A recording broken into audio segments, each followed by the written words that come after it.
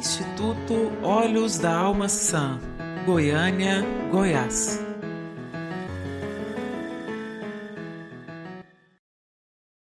Olá pessoal, neste vídeo nós vamos contar toda a base da história do Grupo de Apoio em Saúde Mental, antigo grupo de apoio a depressivos, uma atividade que o Instituto Olhos da Alma Sã desenvolve desde 1999, aqui na região centro-oeste. Vou contar para vocês basicamente hoje nesse vídeo toda a constituição histórica do trabalho do grupo, por que o grupo surgiu, como é que surgiu essa necessidade da atividade de terapia em grupo, os desdobramentos, a história do nosso Engasme, tá? Grupo de Apoio em Saúde Mental. O Grupo de Apoio em Saúde Mental é uma atividade desenvolvida aqui pelo Instituto Olhos da Alma Sã, na cidade de Goiânia, Goiás. Ele visa tratar pacientes com transtorno de ansiedade, depressão, transtorno de pânico, fobias e algumas outras doenças da saúde mental. Antigamente, o nome do grupo era Grupo de Apoio a Depressivos. E em 2003 nós mudamos o nome para Grupo de Apoio em Saúde Mental. Porque a gente não estava mais atendendo só pacientes com depressão, nós atendíamos várias outras doenças. O Grupo de Apoio em Saúde Mental foi fundado em 2000. Por mim, Jorge Antônio Monteiro de Lima, e pela Ana Lúcia Machado. Vou contar para vocês rapidinho uma história, como é que o grupo nasceu. A Ana Lúcia tinha sofrido de depressão por mais de 15 anos. Na época eu era o terapeuta dela, ela era muito ativa, dentro de várias comunidades, mexendo com a parte de coral, orquestra. E depois que ela tinha melhorado de um tratamento de depressão de mais de 15 anos, ela me convidou, falou, olha, tem uma comunidade que eu trabalho que só lá tem mais ou menos umas 80 pessoas com depressão. E eu quero que você me ajude a cuidar desse povo todo. A gente vai montar algum trabalho lá para poder ajudar esse pessoal todo. Na época até eu fiquei meio preocupado, falei, poxa, tratar um paciente com depressão já tem a sua dificuldade, tratar 80 é outra história. O grau de dificuldade é muito maior. Bem, aí a gente começou a fazer muita pesquisa, analisar. Eu já era, na época, uma espécie de conselheiro dos Alcoólicos Anônimos, já conhecia bem a metodologia dos Alcoólicos Anônimos, eu ia fazendo palestra para eles. E o que a gente fez? A gente começou a trabalhar uma espécie de adaptação da metodologia dos Alcoólicos Anônimos, que foi desenvolvida pelo Jung, junto com o Dr. Bills. Bills tinha sido paciente do Jung, foi orientado por ele como é que ele podia montar um trabalho de grupo para tratar pacientes com alcoolismo. Só que era muito diferente você tratar a compulsão, de você tratar um paciente com depressão. Tem várias diferenças básicas e a gente teve que adaptar a metodologia, criar novos procedimentos, novas formas de atuação. Isso durou mais ou menos um ano, o primeiro grupo foi experimental e de lá para cá, nesses 15 anos, nós estamos hoje em 2015, não paramos de atuar. O grupo continua crescendo, nós passamos já por mais de 14 comunidades só aqui na região centro-oeste, em vários núcleos de trabalho. Depois a metodologia se alastrou para a região sudeste, centro-oeste, e até hoje o grupo vem mantendo suas atividades e as portas abertas. Basicamente o grupo de apoio em saúde mental, ele trabalha com os transtornos de ansiedade, depressão, transtorno de pânico, fobias, e ele é uma atividade complementar. Além do tratamento médico, psiquiátrico e o trabalho da psicoterapia, da psicologia clínica, o grupo ele entra como uma ferramenta maravilhosa. Por quê? Ele orienta, nós conseguimos retirar o paciente do seu isolamento. A grande vantagem do trabalho de grupo que nós desenvolvemos é conseguir retirar o paciente do isolamento que a depressão gera, que o transtorno de pânico gera. O paciente que está sofrendo de depressão, de transtorno de pânico, ele se sente muito sozinho, isolado, que fala, poxa, as pessoas não me compreendem, elas não entendem o que eu estou sentindo. E no grupo nós promovemos essa solidariedade.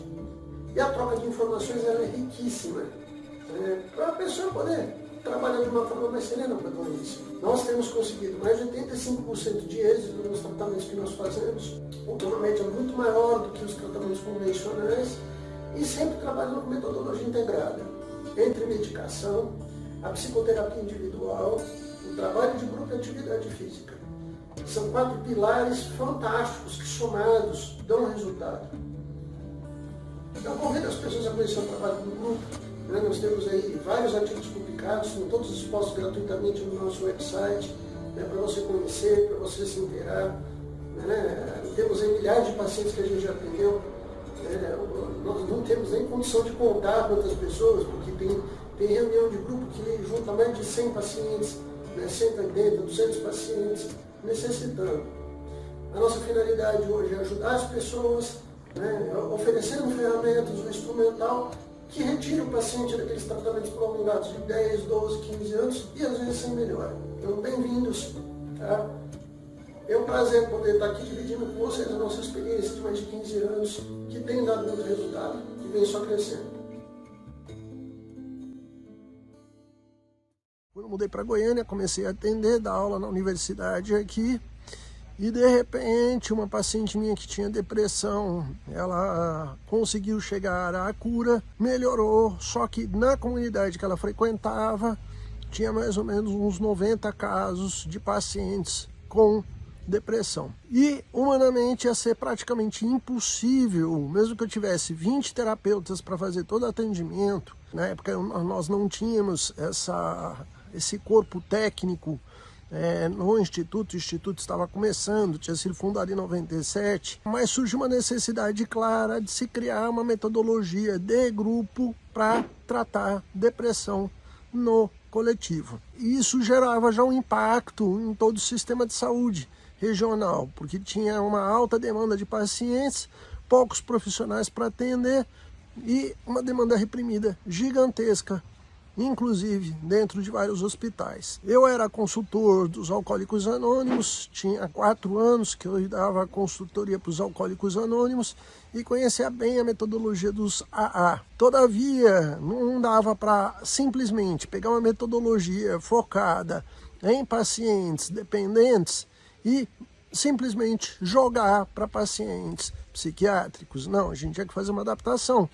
Porque, embora a gente esteja falando de doenças mentais, na prática, os pacientes com depressão, com transtornos, né, tem outra pegada, a sintomatologia é bem distinta, bem diversa. Meu nome é Cândida, eu quero aqui apresentar para vocês a minha experiência no trabalho com as pessoas com depressão. Em 1999, meu colega Jorge Lima me convidou e eu aceitei. E era um trabalho de apoio, né? De apoio. Não era um trabalho assim que se realizasse uma psicoterapia em profundidade, porque o grupo era aberto. Entrava pessoas, saíam pessoas. O que era feito nesses encontros, o que acontecia nesses encontros era exatamente era assim, uma roda de conversa onde cada um falava da sua experiência, do seu sofrimento. Nós, como profissionais, né, nós acolhíamos essas pessoas naturalmente, escutava a queixa de cada um, a história de cada um. Durante essa conversa, percebeu-se que havia, por parte dos participantes, uma certa tranquilidade, né, no sentido de poder falar o que estava sentindo, falar do seu sofrimento e também do que acontecia com a família, né, na relação familiar, por conta da doença, né. Às vezes era difícil ser compreendido, conforme relato de alguns, né, era difícil a família compreender a doença. E isso implicava, de certa forma, conforme eles, em aumentar o sofrimento.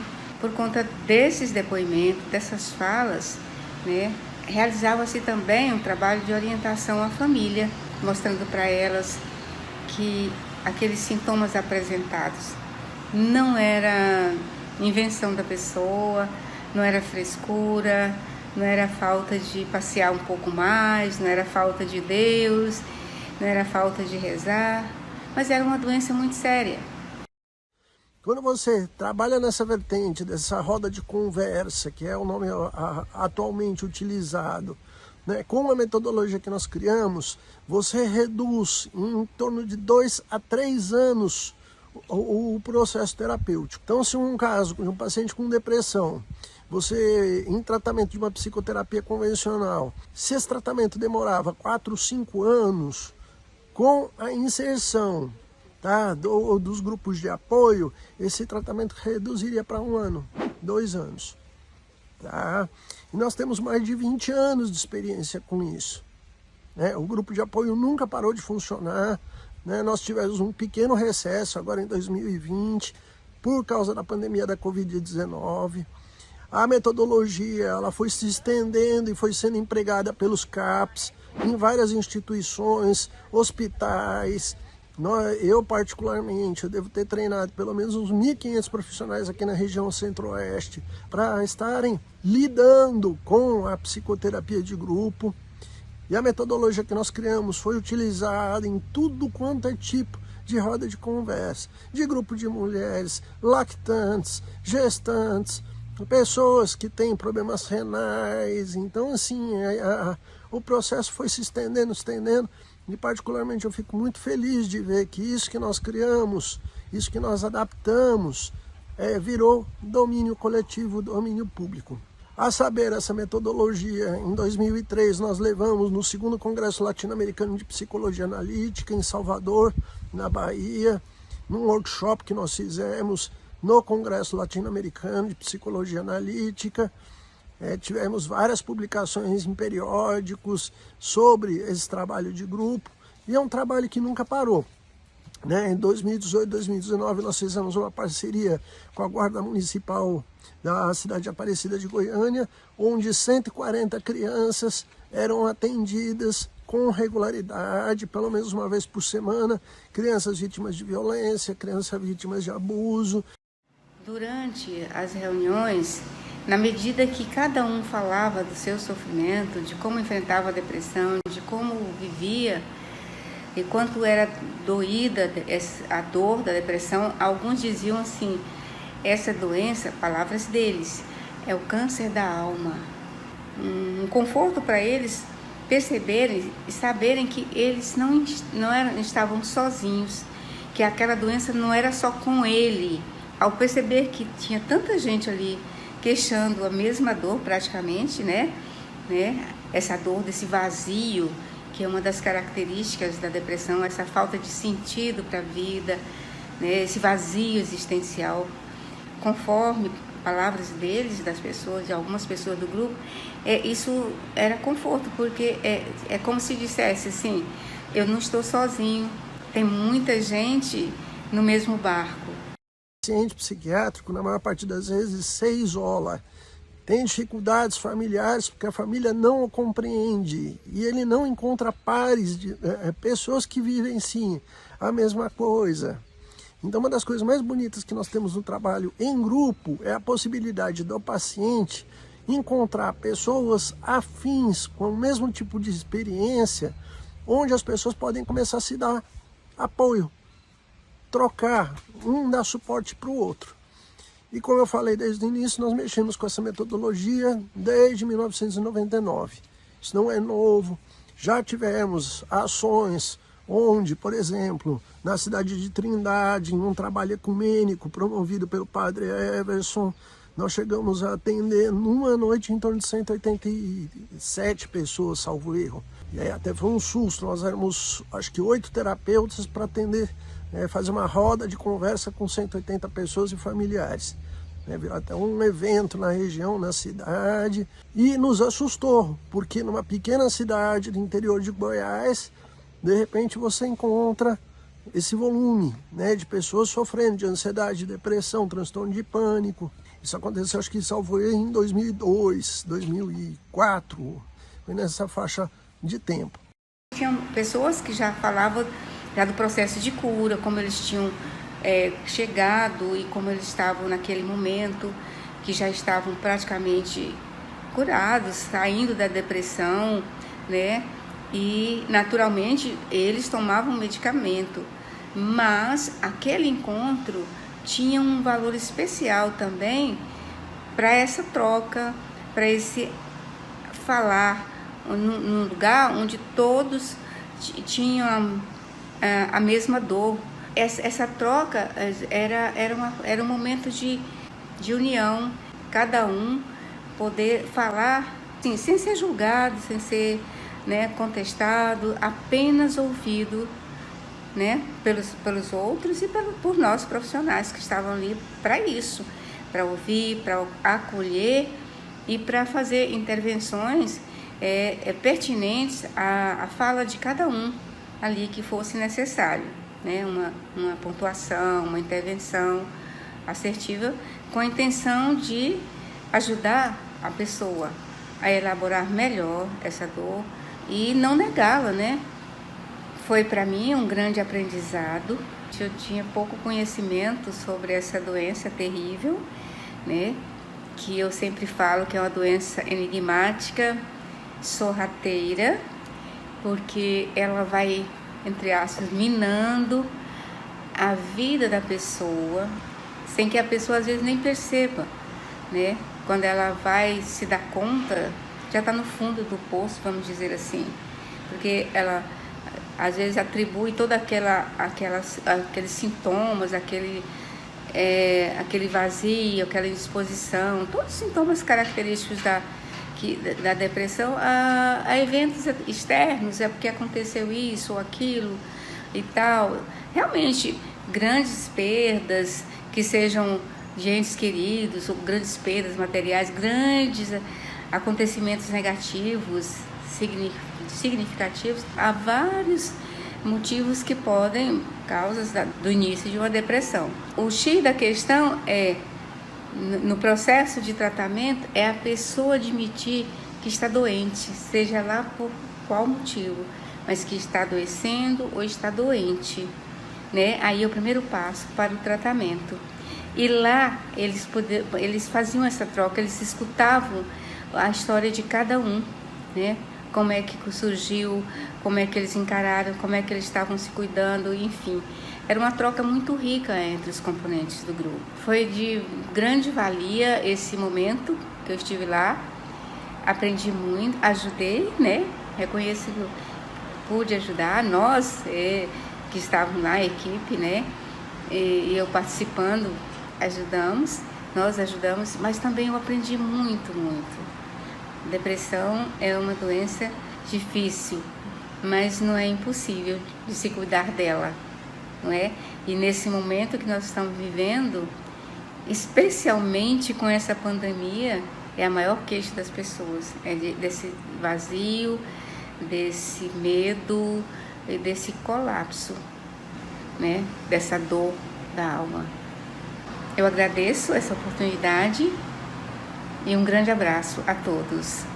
Essa mesma experiência sobre o grupo de apoio que nós também desenvolvemos em 2009 a 2014, nós fomos convidados pelo governo do estado de Goiás, em especial pela Secretaria de Segurança do Estado de Goiás, em nome, na época, do secretário de Segurança, o senhor Jonathan Silva, e o doutor Edmundo Dias, para que a gente fizesse uma atuação dentro do sistema penitenciário, visando a desintoxicação de reeducandos dependentes químicos. Que foi, a priori, acho que foi o trabalho mais difícil que eu fiz nessa vida. Porque você ter uma metodologia de desintoxicação de dependentes químicos dentro de uma penitenciária não é brincadeira. Bem, lá fomos nós readaptar a nossa metodologia, criar todo um novo sistema de trabalho. Foram mais ou menos 2 anos de reuniões infindáveis com o governo do estado, visando o quê? Primeiro, criar toda uma estrutura de trabalho, uma metodologia de atuação, focando exatamente nesse processo de uma terapêutica onde esse reeducando pudesse ser trabalhado para que, quando ele saísse da penitenciária, ele saísse desintoxicado, livre do vício em drogas. Infelizmente, dentro da penitenciária isso é muito comum, e a preocupação, inclusive, dos próprios reeducandos, dos presos, era que se ele saísse aqui para fora viciado, ele ia ficar poucas horas livre, porque ele ia passar a roubar de novo, ele ia passar a cometer atos infracionais, visando dinheiro para continuar seu uso. Tanto é que eles relatavam que às vezes o cara saía de manhã, no final da tarde ele já estava voltando. Nós ficamos nessa atuação durante a segunda gestão do Marconi Perillo, mas quando entrou o governo Alcides, o senhor Alcides Rodrigues, todo o programa foi desativado e o trabalho parou também, né? Mas para nós foi uma equipe, nós éramos em 16 profissionais atuando dentro, né? Tinha alguns estagiários junto conosco, mas foi um trabalho riquíssimo de um aprendizado fora do convencional.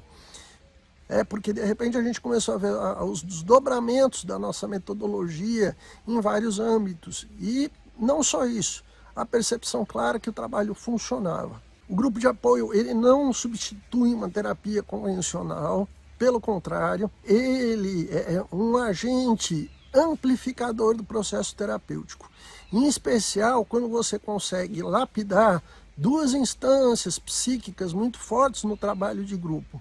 A persona, né, os relacionamentos interpessoais, né, por meio inclusive dos processos transferenciais, e a sombra, aquilo que a pessoa não quer ver, não quer perceber, que ela tem dificuldade, os pontos falhos, de repente começam a ficar muito mais claros no trabalho em grupo. Então, o trabalho em grupo tem uma vantagem sobre a terapia individual, que é, em especial, no reforço de ego. Quando o indivíduo não tem uma identidade bem delimitada, ele está confuso sobre quem ele é, para onde ele vai, o que ele precisa fazer. No trabalho em grupo, isso é reforçado com naturalidade, principalmente porque nós utilizamos a questão da identificação, tá, com uma ferramenta de trabalho muito forte e muito mais fácil. Então, o trabalho que nós tínhamos, pessoal, vocês não estão vendo, eu estou fazendo carinho na Mel aqui, que é a nossa pastora alemã. Fala oi pra galera, Mel. Mas o que acaba acontecendo que é interessante, tá? Nessa identificação com o outro, uma pessoa que não consegue compreender direito os sintomas, por exemplo, de uma depressão, quando um colega na roda começa a falar sobre os sintomas que ele vem vivendo, o drama dele, a sua história, o que ele passou, as noites de insônia, essa identificação é automática. Tá? Às vezes a pessoa não precisa falar nada numa roda de conversa, nada numa terapia de grupo, tá? Porque o colega já falou o que ele está sentindo. Então, é muito interessante, porque o trabalho terapêutico todo é feito em primeira pessoa, sem julgamento, né, com todo o rigor ético, com todo o sigilo, com toda uma técnica muito bem elaborada, inclusive com toda a equipe muito bem preparada para estar lidando com o processo de grupo de apoio. Mas dentro disso, nós conseguimos fazer toda uma troca interessantíssima de conteúdos que às vezes o paciente em terapia individual, ele não consegue fazer. Porque por mais que o profissional, o terapeuta tenha empatia, queira estar contando a história dele, é diferente quando você, por exemplo, pega uma roda terapêutica como essa e você tem 40 pessoas com depressão. E você fala, cara, nossa, é tanta gente sofrendo a mesma coisa que eu estou sofrendo, então eu não estou sozinho, tá? Isso gera um sentido, inclusive, grupal de acolhimento, né? E nós estimulamos, inclusive, isso, a ajuda mútua. Tanto é que é muito interessante, em 99, nós iniciamos o trabalho em 99, e até hoje nós monitoramos alguns grupos que nós criamos, onde as pessoas serão, de uma certa forma, amigas. Se dão força, né? Nós já tivemos casamentos, nós já tivemos processos de uma filiação fraternal muito bonita, a partir dessa experiência de grupo. Não me morde, cadelinha, você quer brincar? Pessoal, não liguem, tá? Tô brincando aqui com minha filhota, aqui gravando em Pirinópolis esse vídeo para vocês e brincando com a cadelinha aqui, que ela não para um minuto, ela é uma bebezinha levada, né? E o legal desse processo como um todo é uma vivência que nós temos, porque tudo isso vai nos dando uma espécie de reorganização de persona. Lembrando que nos transtornos mentais, a persona sempre fica muito prejudicada. As vivências sociais, os papéis sociais, quem que eu sou, aonde que eu estou, tá? Qual que é o meu papel nessa sociedade, o que que eu estou fazendo aqui, tá? E no trabalho de grupo, isso tudo é muito acentuado e de uma forma muito positiva, porque, em especial, nós não estamos lidando com o drama de uma pessoa. Nós estamos lidando com a vivência coletiva de muitas pessoas que perderam exatamente esse esteio de quem que eu sou. Lembrando que os transtornos mentais como um todo esfacelam a nossa consciência, geram muita dissociação. As pessoas se perdem, elas não sabem mais quem elas são. O que eu estou fazendo nesse mundo, qual que é a minha individuação, para onde que eu vou. E um dos sentimentos mais comuns que nós temos observado avançando na sociedade é exatamente um sentimento contínuo, isolamento, de solidão, de não pertencimento. E de repente você começa a perceber que você tem um grupo. Logicamente que ninguém quer fazer, né, dentro do trabalho do grupo de apoio, a criação de um coletivo, né? Somos depressivos felizes. Não é isso. Tá? Tanto é que a gente não permitiu que o grupo de apoio virasse, né, um clube de recreação. Nós estimulamos que isso fosse feito em paralelo ao trabalho do grupo. A intenção era dar estrutura para as pessoas, para que elas conseguissem retornar com sanidade, com sabedoria, com consciência à sociedade, refazer suas vidas. Esse sempre foi o nosso objetivo e que nós temos atingido com maestria desde 1999. Então não é uma experiência nova que nós temos, né? A priori, né, nós sabemos que em torno de mais de 200 mil pessoas já foram beneficiadas com essa metodologia. Né? O número exato nós não temos, em especial aqui só na cidade de Goiânia. Lembrando que essa metodologia depois que nós fomos treinando as equipes de profissionais, ela migrou para os CAPs, tá? Que hoje fazem terapia em grupo, migrou para os hospitais, migrou para os postos de saúde. Muita gente foi pegando essa metodologia aí, que a priori ela não é difícil de aplicar, só que exige um profissional bem preparado com relação à escuta clínica. Porque não é todo mundo que é preparado para a escuta clínica. Então, em geral, ela precisa ser aplicada por um psicoterapeuta que tenha já uma formação, preferencialmente uma formação em psicologia analítica, Carl Gustav Jung, para dar conta de lidar com todos os mecanismos que vão aparecendo e que a gente reforça, inclusive, no treinamento que nós damos sobre o trabalho de grupo de apoio. Tá? Como eu falei, invariavelmente, tem 3 elementos que vão aparecer da psicoterapia, que é a questão do reforço de ego, que nós vamos trabalhar muito, tá? Para que o paciente possa voltar a se estruturar e ter uma condição mínima de trabalho terapêutico, né? A persona, que ele tem que estar de volta a reorganizar os seus papéis sociais e voltar a ter flexibilidade e se inserir de volta na sociedade. E a sombra, que para muitos pacientes psiquiátricos, inclusive aparece em especial quando a pessoa nega o que ela está vivendo. Né? A gente não pode esquecer que somente 30% dos pacientes psiquiátricos se tratam. 70% das pessoas negam que tem algum problema. Né? Isso é rotina em qualquer consultório. Tá? Às vezes a pessoa está vivendo uma depressão, ela fala, não, mas eu sou padre, eu sou pastor. Eu já vi essa história inúmeras vezes, né? Eu não aceito, eu te repreendo, Deus, que eu não posso ter isso. E não é assim que funciona. Infelizmente, doença é geral, é generalizada na sociedade, milhares de pessoas têm. E o que acaba acontecendo muitas das vezes é que a gente nega. Olha lá a sombra. Quantas vezes eu não vi isso? A pessoa está doente e ela não quer aceitar que está doente.